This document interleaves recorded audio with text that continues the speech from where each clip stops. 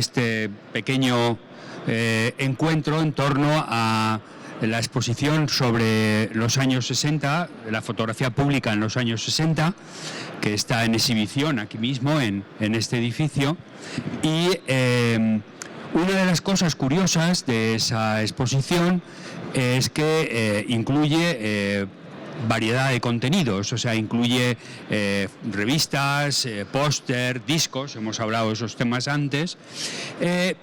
También incluye fotolibros, pero también incluye libros que no son exactamente fotolibros, o sea, libros en los cuales la fotografía tiene importancia, a veces por la cubierta, a veces por la ilustración. Hay como un mundo mucho más abierto del que podría ser el libro específicamente del fotolibro. Y eso es lo que vamos a hablar ahora con dos personas que están en el mundo de la edición, ¿no? Dos personas que le interesan estos temas y que los conocen de primera mano. Sonia Berger es editora en Dalpin, pero se ha movido en un montón de campos editoriales antes, conoce bien esa historia, es una observadora de primera mano del mundo de los libros fotográficos, y no solo de los libros fotográficos, lógicamente. Y Íñigo García Ureta, que también es editor y ha trabajado en la edición, también es escritor, y ha editado un montón de libros relacionados con fotografía, ha escrito textos para ellos.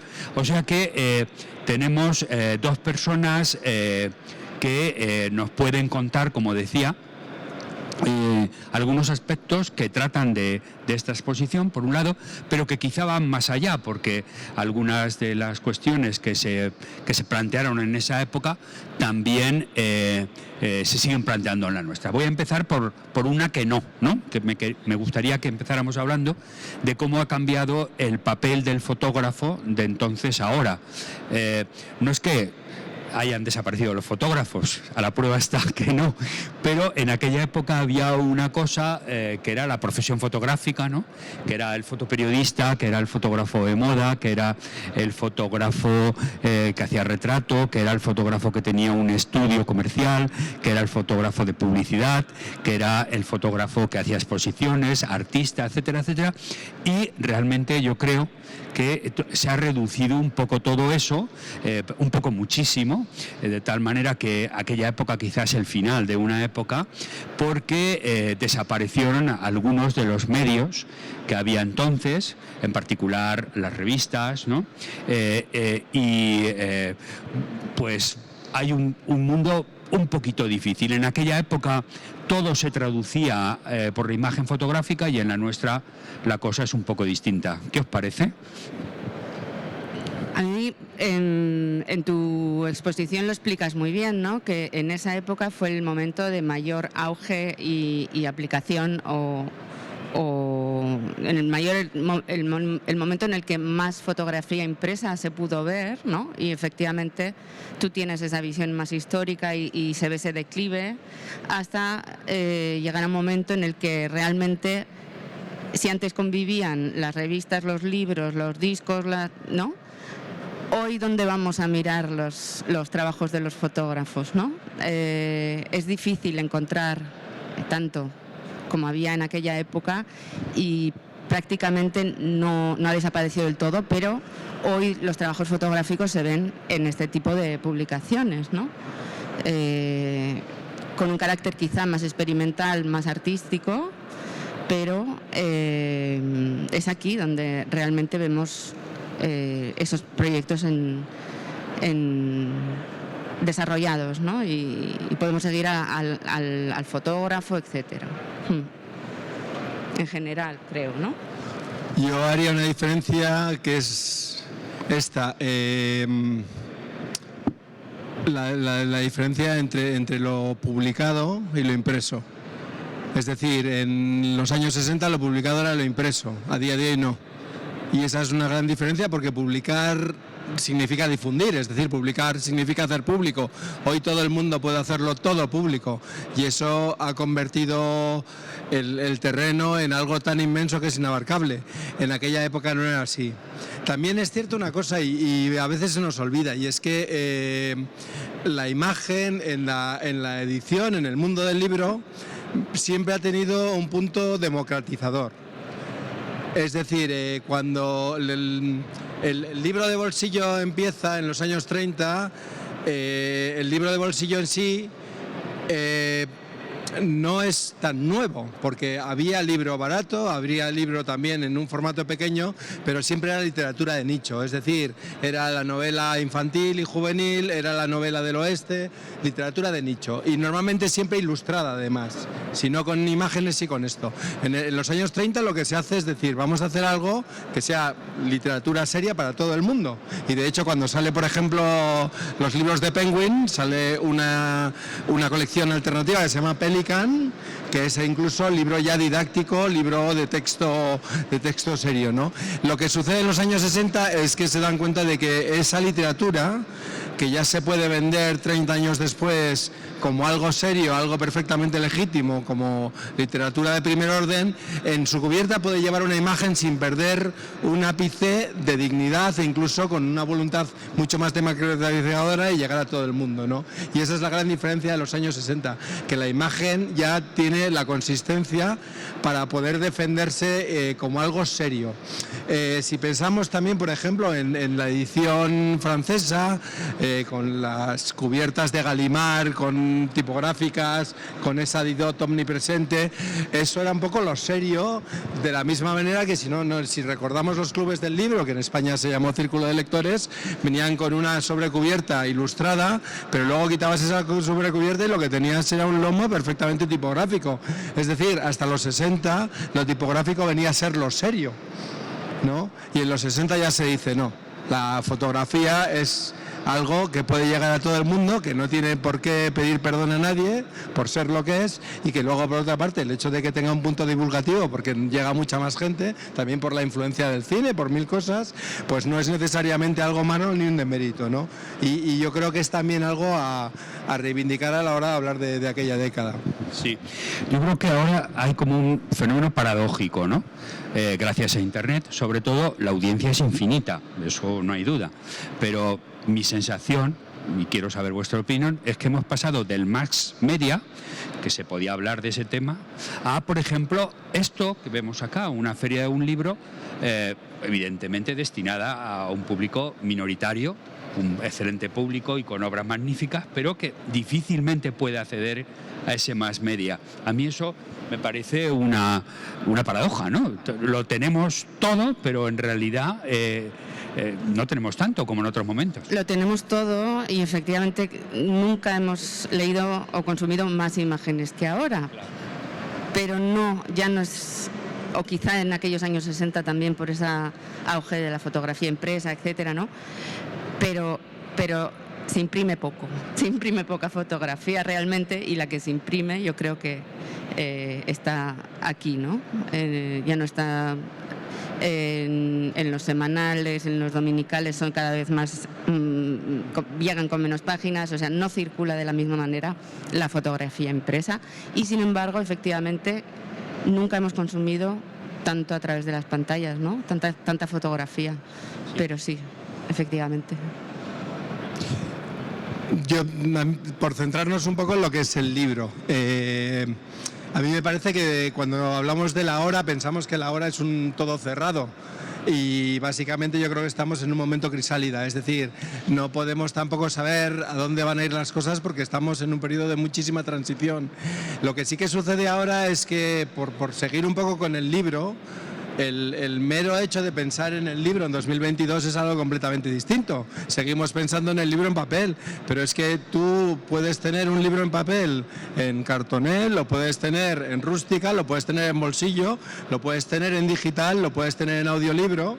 En estos 5 Las 5 cubiertas incluso van a ser distintas y en este caso es un libro que va a necesitar 5 cubiertas, porque incluso el libro digital va a necesitar una cubierta que se va a vender incluso en una página web, y lo mismo pasa con el audiolibro. Es decir, la imagen ya es omnipresente incluso en los libros. Lo que pasa es que nuestra misma concepción de lo que es en la transmisión de la cultura escrita o visual incluso ha cambiado tanto que ya nos cuesta mucho saber si estamos pisando terreno sólido o arenas movedizas, ¿no? Y eso es algo que impide muchas veces que podamos también tener un elemento de apoyo para poder decir lo que es. A la hora de hablar del audiolibro, perdón, del fotolibro es mucho más fácil, porque el fotolibro en los últimos años ya sabemos qué es, pero incluso hace 20 años el fotolibro no era lo mismo que hoy, ¿no? Entonces estamos siempre en un periodo de transición en el cual tenemos algunas certezas, muchas dudas, y eso hace que el juicio nos llegue hasta donde puede.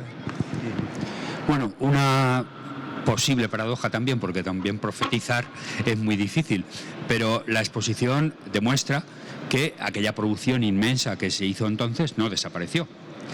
O sea, se supone que los periódicos o las revistas están condenadas a la obsolescencia o al reciclaje, ¿no? Y sin embargo, pues ¿qué va? Se sigue encontrando ese material, aparte en general en excelente estado.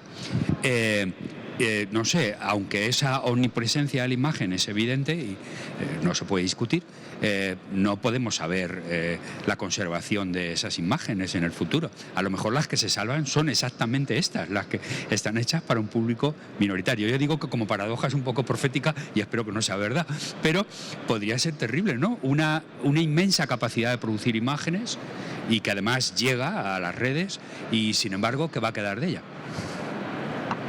Gran pregunta, la pregunta del millón. ¿Quién guarda tanto, no? Guarda, sí. Tenemos la capacidad también de archivar tanto. Actualmente parece que va a haber, o sea, tú puedes consultar páginas web de hace años, ¿no? Y saber cómo estaban construidas, qué imágenes mostraban, o sea, hay maneras, ¿no?, de recuperar, pero vamos a tener ese interés en mantener un archivo digital tan amplio de todo lo que se produce, de todo lo que se... ¿no? Gran pregunta. Entonces, lo impreso quizá quede de esta época, sea lo que también perdure, ¿no? Puede ser, esa es mi pregunta. Puede ser. Yo soy completamente optimista. Si habéis leído los textos del folleto de la exposición, empiezan hablando de un juicio por moral en los años, creo que es 1960, que es un juicio por un libro publicado mucho antes, que era El amante de Lady Chatterley, que tuvo un juicio, entonces lo gana la editorial, en un momento dado están vendiendo 2 millones de ejemplares. Para hablar a los años 60 acabamos retrotrayéndonos a un libro de 1928. Uno de los libros que está en esta exposición es Cosecha Roja, es un libro de Dashiell Hammett escrito en 1932, que en 1966 sale en bolsillo en Alianza. 1966 es el año en que además Daniel Hill empieza a trabajar en Alianza. Daniel Hill era un diseñador gráfico que venía del mundo de la música, de hecho, había estado trabajando para Hispavox. Jaime Salinas, entonces editor de Alianza, cuando lanza la edición de bolsillo, lo contrata entre otras cosas porque piensa que va a ser más barato. Tiene un comentario que dice: yo quería a Corazón, pero Corazón es caro, vamos a coger a este hombre. De hecho, Hill está trabajando en Alianza hasta 1992, creo que es, hace como 2.000 cubiertas. Esa cubierta de Cosecha Roja es absolutamente brutal. Yo creo que a nadie que hayamos leído el libro, que sepamos el nombre de Dashiell Hammett, se nos olvidará. Por otra parte hay otra cosa, y es que incluso cuando pensamos en la novela negra, pensamos en Cosecha Roja, pensamos en España en los años 60, todo esto tiene una trascendencia infinitamente mayor. Es decir, si pensamos en personajes como Manuel Vázquez Montalbán, que escribe Carballo, que hace 1000 cosas, eso lo hace gracias a que ha leído a Gramsci, que es el gran reivindicador de la novela política basándose en la novela negra. A día de hoy en todo el espectro de lo que llaman la politología, la gente sigue citando a Gramsci. Y para muchas cosas, el hecho de hablar de Mario Vázquez Montalbán es una manera de poder explicar nuestra historia reciente. Eso gracias a una novela publicada en Estados Unidos en 1932 por un autor de segunda, que gracias, entre otras cosas, a que una serie de gente quiso reivindicar el libro de bolsillo en España y contrató a un diseñador que venía del mundo del disco, pues nos tiene en 2022 hablando de todo ello 90 años más tarde. Yo creo que no hay ninguna razón para no ser optimistas, porque lo que sí que es cierto es que si incluso el libro físico desaparece o solamente se encuentra en un anaquel de una exposición de libros, la historia permanece, y permanece para contar de dónde venimos, quiénes somos y qué historias son las que contamos y con las que nos explicamos, ¿no? Y eso es, a mi juicio, completamente irrebatible y un motivo de esperanza. Tienes toda la razón. Bulgakov decía que los libros no arden, ¿no? A pesar de todas las inquisiciones, autosefe y todas esas cosas. No arden, o sea, a decir verdad les cuesta arder, es completamente cierto, ¿no? Cuando se quema una biblioteca se ponen los lomos y los cantos del libro negros, huelen fatal, etcétera, etcétera, pero no terminan de arder. Los libros y la tinta aguantan muchísimo tiempo, ¿no? Y los textos, por tanto, ¿no? Podemos leer textos, bueno, hasta asirios. Entonces ahí hay una larguísima historia que se ha ido transformando, y el formato que nosotros hemos mantenido en unos cuantos siglos, y habrá que suponer que un poco más, es el del libro, en el cual también tiene importancia la imagen, ¿no? La imagen y el texto, ¿no? En los libros de fotografía las relaciones entre imagen y texto no siempre están claras, pero yo, por ejemplo, es una opinión personal, creo que una de las posibilidades para que el fotolibro alcance, por decirlo así, un público mayor, pasa porque se alíen los libros de texto e imagen y sumen los dos, ¿no?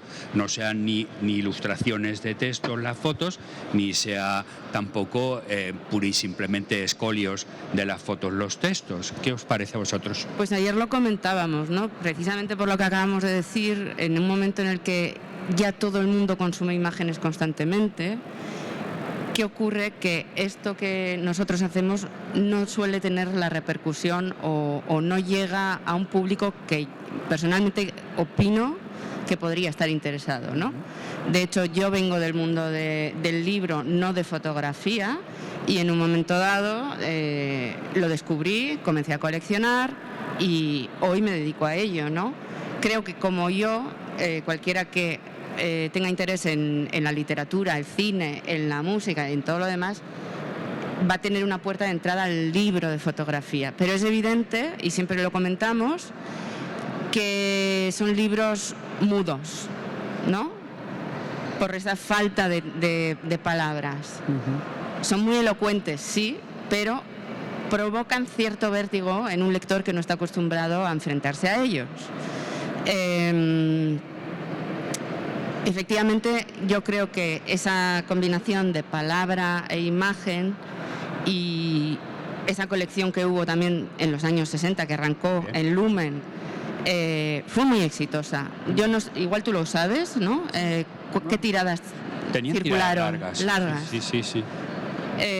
Aquello se reconoce como un éxito editorial, efectivamente, y eran fotolibros cuyas imágenes y textos no se complementaban mutuamente, ¿no? Iba la narración, a veces sí, cierto ambiente, sí. Aquello fue un éxito editorial.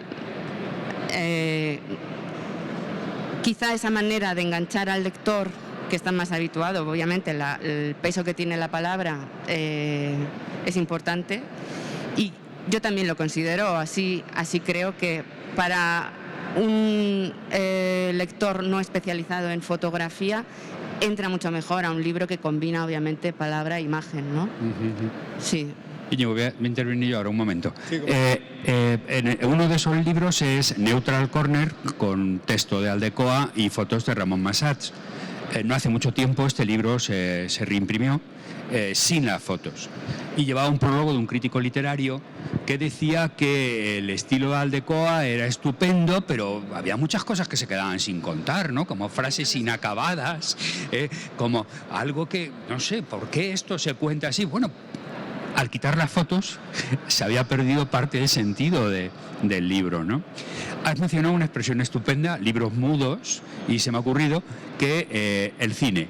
El cine tuvo una época que fue el cine mudo y después vino el cine hablado, el cine con sonido, y nunca desaparecerá. Igual nos pasa algo así en los libros de imágenes. ¿Íñigo? Yo discrepo con esta manera de verlo y os explico por qué.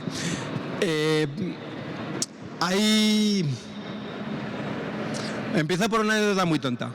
En un momento dado, creo que es en el libro de Manuel, alguien le contesta al protagonista: te quiero mucho, y el protagonista dice: ¿cómo es la palabra que en cuanto le pones un mucho al te quiero ya se lo jode todo? Con esto quiero decir que el número de palabras no significa necesariamente una mayor información. Un fotolibro siempre lleva un título y el nombre del autor, y desde entonces ya tiene palabras, ya no son mudos. Esa pretensión que tenemos de pensar que por tener pocas palabras un fotolibro en realidad es un libro mudo, a mí me parece completamente errónea, porque lo que pasa es que las palabras, no por ser muchas o pocas, dejan de tener su propia proyección, ¿no? La diferencia que yo veo entre un fotolibro y un libro con fotos, dejamos un ejemplo muy claro. Los libros más profusamente llenos de fotos a día de hoy son los libros de cocina, pero en los libros de cocina la fotografía no justifica para poder decir que estamos ante un fotolibro, ¿no? ¿Por qué?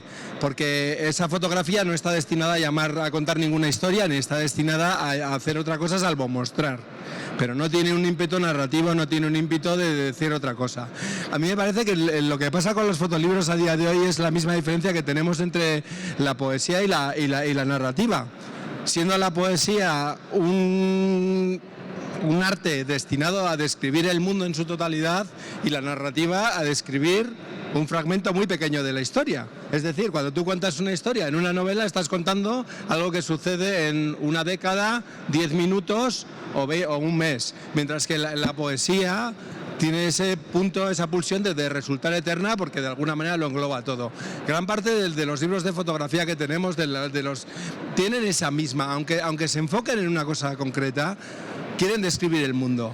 Y eso es lo que diferencia, yo creo que al fotolibro de otro tipo de libros con fotografía, y eso es lo que de alguna manera no es que asusta ni eche a la gente, pero sí que no saben entrar bien, porque en realidad dicen: ¿dónde empiezo aquí? Es decir, no se lo has dado masticado, no, les estás dando algo donde pueden viajar por todo el orbe, donde pueden sacar múltiples significados, y eso de alguna manera no les resulta tan fácil como cuando les dices: este es Pepe, Pepe acaba de asesinar a su señora, ¿no? A Pepe lo va a pillar este policía. Entonces esa es la diferencia que yo encuentro. A mí me parece que los fotolibros tienen el mismo espíritu de la poesía, de describir el orbo en sí o de describir nuestra existencia, y normalmente de quedarse en una anécdota banal, que es lo que hace la narrativa, que nos cuenta: este hombre ha venido, ha cambiado, se convierte luego en esto y ya está, ¿no? Eso por un lado. Por otro lado, lo que sí que sucede con el papel de la fotografía en otro tipo de narrativas es que también tiene fuerza. Es decir, cuando pensamos en alguien como Sebald, cuando pensamos ahora se ha muerto Javier María, en Negra Espalda del Tiempo, cuando incluye fotografías, son fotografías que no pueden ir en otro lado. Tienen que ir justamente ahí, porque es un fragmento, lo mismo que decías de Aldecoa, es un fragmento de la narrativa. Lo que pasa es que no es un fragmento sonoro, es un fragmento visual, ¿no? A veces se nos olvida también que la letra en sí, además de tener un elemento gráfico y un elemento visual, sobre todo es sonoridad. De ahí el audiolibro, de ahí el hecho de que tú le cuentes a tu hijo un cuento por la noche, es sonoridad perfecta, ¿no? Y lo que sí que sucede es que los libros con fotografía, esa fotografía no puede cambiarse. La diferencia entre un cuadernillo en cuché de una biografía cualquiera, con 32 fotografías donde tienes las fotos de lo que sea, es que lo puedes mover de pliegos dentro de la misma biografía, y la biografía es exactamente igual, nuestra lectura es exactamente igual. Cuando eso lo hacemos en un libro con fotografías, eso ya cambia. Y cuando el fotolibro tiene textos, también. O sea, todo el orden, cuando tú hablabas antes de cómo el orden se crea una narrativa, es porque es así. Lo que pasa es que es una narrativa que no es necesariamente sonora y por tanto a veces nos resulta más difícil de poder llevarla porque ya no es lineal en sí, puede tener otras ramificaciones. Bien, has mencionado Sebald y yo creo que a veces la fusión texto-imagen tiene cosas como, pues no sé, hay un relato de Sebald en una trattoria cenando, ¿no? Y está haciendo aparentemente ficción, ¿no? Y luego al pasar la página aparece la factura de aquella cena. Y cuando ves esa factura, todo lo que acabas de leer ya no es ficción, ya es realidad. Incluso lo vuelves a leer otra vez, vuelves atrás para pensar, esto ya es otra cosa, ¿no? Como el que le da... Las relaciones entre imagen y texto son muy ricas, ¿no? Y muy variadas. A veces basta, yo qué sé, una imagen al lado de un montón de palabras y a veces no. Lo que has mencionado de poesía es interesantísimo. Yo considero, por ejemplo, que las fotografías individualizadas y sin pie de foto casi solo las puedes leer como poemas, porque al no tener información sobre ellas tienes que recurrir a lecturas metafóricas, ¿no? A lecturas basadas en un pensamiento evidentemente no lineal, ¿no? Tienes que acudir a la imaginación. Entonces, la fotografía siempre se ha considerado muy materialista, por decirlo de alguna manera, por su relación evidente de causa-efecto con lo que llamamos realidad, ¿no? Pero en cualquier caso se vuelve otra cosa en cuanto se convierte en imagen, ¿no? Cuando se convierte, y ahí el sentido puede ser más o menos amplio. Yo no solo pensaba cuando decía el comentario en las novelas, me parece, ni tampoco, por ejemplo, los libros de cocina, que bueno, por cierto, los libros de cocina, a decir verdad, ya están superados por casi todos suelen ser vídeos, ¿no? Porque es mejor contarlo de esa manera, ¿no? Las reglas de la narrativa son un poquito distintas y los libros con fotografía proponen, yo creo que bastante diversidad de significados. A mí sí que me gustaría comentar una cosita sobre los libros de fotografía que me llama mucho la atención, porque cuando el mundo editorial recurre a la fotografía es para democratizar y para vender el producto en sí, es decir, para llamar la atención a un lector. Y eso de alguna manera supone como que de alguna manera el capital cultural de los libros baja un poquito. Es decir, el libro... Y ahora mismo lo que nos encontramos con muchísimos fotolibros es que la cubierta es una cubierta eminentemente tipográfica, que yo creo que siempre tiene un espíritu incluso de elevar el capital cultural del mismo libro, ¿no? Es decir, esta fotografía, esto es algo muy maravilloso, muy selecto, muy tal, pero... para que veas que el libro en realidad es todavía más infinitamente genial, te voy a hacer una cubierta tipográfica para que te tengas que meter dentro, ¿no? Y este tipo de cosas en el fondo no creo que sean baladí. Cuando tenemos las grandes colecciones, sobre todo en países como Italia o en Francia, antes hablaba de Gallimard, con las colecciones eminentemente tipográficas, eso era para hacer una diferencia muy grande entre esa literatura medianamente culta y medianamente seria de otra que era pues para consumo de masas, ¿no? Cuando tenemos los Penny Dreadful de finales del siglo XIX en Inglaterra, cuando tenemos la Pulp Fiction en Estados Unidos, era imposible que eso no llevara imágenes, ilustraciones, fotos, todo eso, porque estaba llevado para un público que supuestamente tenía un punto cultural un poquito más bajo, y en cambio lo otro era como si no sabes leer este título bien y no sabes reconocer esta tipografía, te estás perdiendo algo. Y a día de hoy la reivindicación que se hace muchas veces en el fotolibro pasa por olvidarnos que incluso en las cubiertas estamos recurriendo a estrategias que eran anteriores y que son estrategias de alguna manera de intentar elevar el mismo nivel de lo que hacemos mediante algo tan sencillo como aludir a la tipografía en sí, evitando cualquier otra distracción, ¿no? Yo estoy muy de acuerdo en eso. Desde mi experiencia, cuando hacemos un fotolibro y vemos cómo la gente se acerca a ellos, ¿no? A pesar de que nos movemos en estos ámbitos más especializados, siempre va a funcionar mejor una cubierta tipográfica, donde se lea un título y un autor. Y si dentro, al abrir, tenemos una portadilla donde se vuelve a repetir, aunque haya imagen también, o sea una tipografía que vaya sobre una imagen, etcétera. Eso es algo que, en mi experiencia, engancha mucho más a un posible lector. O sea, necesita el lector saber a qué se está enfrentando a través de un título y de una autoría. Y cuando hemos tenido libros que son mucho más objetos, sin cubiertas, donde prácticamente desaparece, que los hemos hecho, ¿no? el título o el autor, y está muy oculto, o cierta información acerca del mismo, es algo mucho más complejo de acercarse a ello, ¿no? Y de entenderlo. Eso está clarísimo. La cubierta en ese sentido es algo clarísimo que tiene que conjugar esas dos cosas, ¿no? Un ejemplo en la exposición, hay un folleto, en realidad es un libro de 40 páginas que se llama Hippie is Necessary, ¿no? De Bob Fitch, texto e imagen.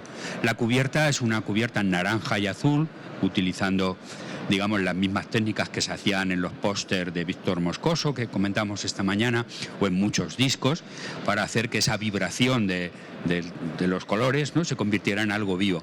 Luego el texto, con un cuerpo de letra muy grande, siempre es el mismo, pone hippie is y luego es algo, ¿no? Es música, es vender, es vida familiar, es etcétera, ¿no? Y la imagen termina de concretar esta historia. De vez en cuando hay un subrayado, y el subrayado se hace con que el papel es más oscuro, por decirlo así. Es un libro, si queréis, un poco ingenuo, ¿no?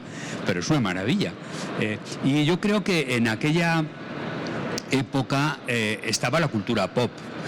El arte pop era el determinante a aquel momento, saliendo de aquel peñazo del arte abstracto, ¿no?, que era algo que, evidentemente, si las cubiertas de Gallimard eran alta cultura y una especie de gran piedra que había que subir para entrar al libro, pues el arte abstracto ni te cuento, ¿no? Era sublime. Entonces, de repente eso se rompe, el arte pop el arte pop es sexy, el arte pop es de masas, aquellas definiciones que se hacían en la época, y bueno, afecta a todo, ¿no? En cierta medida el fotolibro, entonces y ahora, se enfrenta a estas dos posibilidades de ser objetos, bueno, muy claramente destinados a públicos pequeños, o al revés, se enfrenta a ser no solo algo destinado a la lectura, sino el vehículo, por decirlo así, de expresión de grupos grandes. Mi sensación.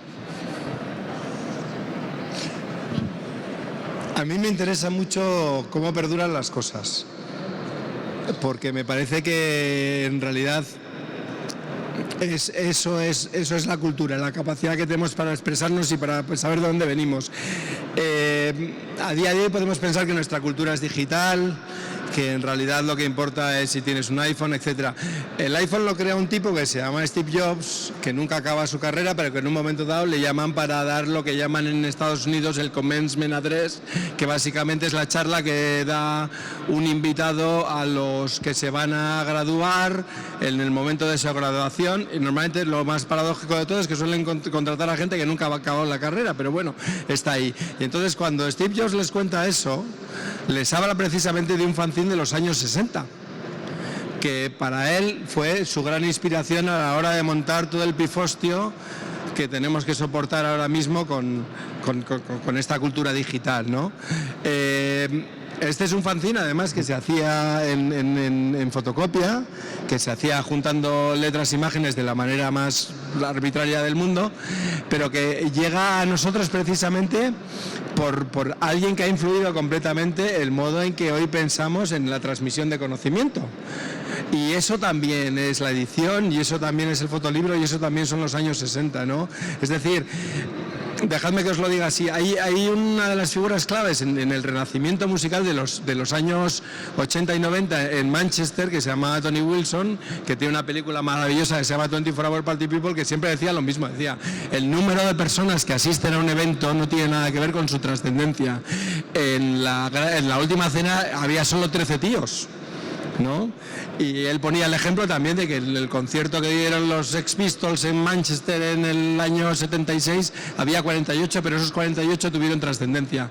Si estamos celebrando toda la cultura de libros y fotolibros aquí arriba, es precisamente porque eso ha influido en absolutamente todos, lo sepamos o no, y por los caminos y vericuetos más insospechados, ¿no?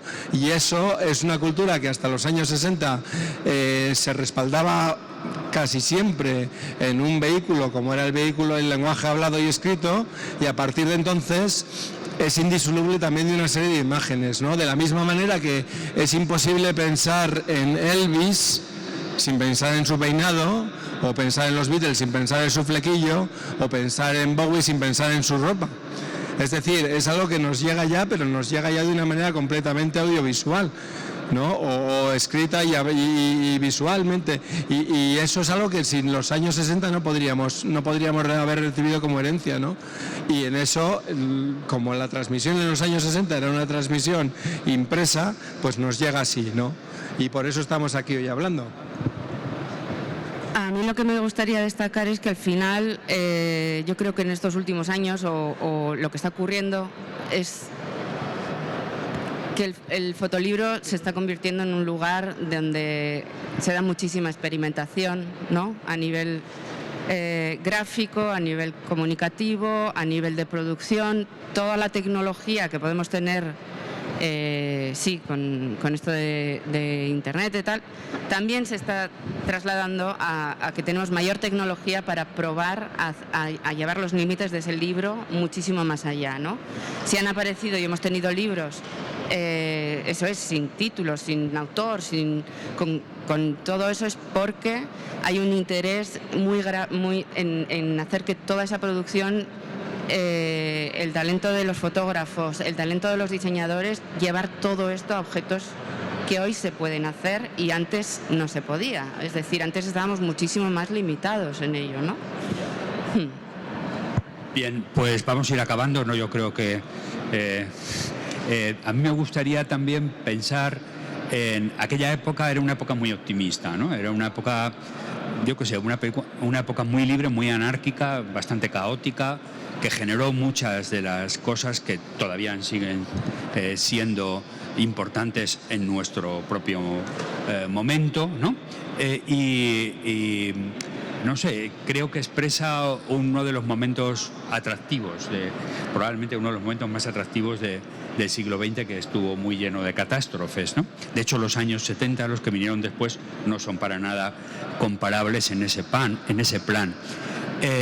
No sé, a mí me encantaría que pensar que quizá nuestra época pudiera recuperar aquellos estándares de felicidad deseada, si quieres, no real, y que se viera en las imágenes y en particular en las publicaciones. Es un deseo, nada más. Yo creo que aquí se replica un poco, ¿no? Esto es... ¿Eso? ¿Puede ser? ¿Intentamos? Hombre, a mí me gustaría recordar también que en los años 60 es cuando no es que sucedan cosas en el mundo, es que por fin nos enteramos de que suceden, ¿no? Una de las citas que hay en el folleto que podéis tener ahí es que de alguna manera la guerra de Vietnam se pierde en los kioscos. Esto es así. Gran parte del conocimiento que tenemos nos llega precisamente por una cultura escrita y por una cultura impresa y por libros y revistas. Si no, en este país, ¿quién se habría enterado del mayo del 68? ¿Quién se habría enterado de la primavera de Praga? ¿Quién se habría enterado de quién era necesariamente Martin Luther King y qué proponía, ¿no? Y esos temas son temas que están hoy en primera línea de todos los debates que tenemos para construir nuestro mismo futuro. Entonces, yo creo que nuestra herencia es absolutamente clara en este sentido y eso hace que podamos por fin, además, reflexionar sobre ello de un modo determinado que antes seguramente no habríamos tenido. Muy bien, pues ¿queréis hacer algún comentario o alguna pregunta? Porque quizá estamos... Yo suelo apuntar al hilo de esto de la guerra de Vietnam que hoy estamos viendo la guerra en TikTok, prácticamente no en prensa ni en ningún otro sitio, sino ahí, ¿no? Por eso también es importante cuando hay ciertos libros que se ocupan también de trasladar imágenes a ciertos de los libros que podríamos encontrar aquí, ¿no? Acerca de estos temas. ¿Alguna pregunta? Pues nada, nos cansamos más. Muchas gracias. Gracias. Y a disfrutar de la feria.